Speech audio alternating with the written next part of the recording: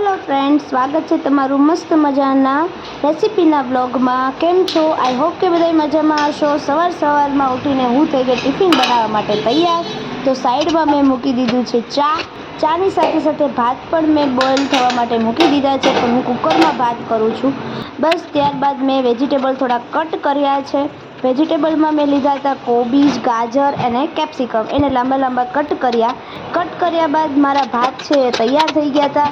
ભાત તૈયાર થઈ ગયા એટલે મેં ભાતને એક બાઉલ, કોઈ બી બાઉલની અંદર કે ડીશની અંદર કાઢી ઓઇલ લગાવીને એની અંદર ભાત મેં કાઢી લીધા, જેથી ભાત થોડાક ઠંડા થઈ જાય અને છૂટા પડી જાય.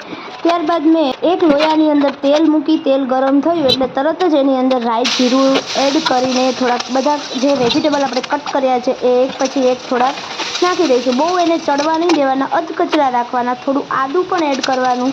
ત્યારબાદ બધા એકદમ થોડાક ચડી જાય વેજીટેબલ, ત્યારબાદ આપણે એની અંદર બધા સોસ નાખશું. રેડ ચીલી છે, ગ્રીન ચીલી છે અને સોયા સોસ છે. સોયા સોસ એકદમમાં થોડો એવો જ આપણે એમાં એડ કરશું. બસ ત્યારબાદ આપણે તરત જ એની અંદર ભાત એડ કરી દઈશું. આપણે ભાત એની અંદર એડ કરી મિક્સ કરવાના.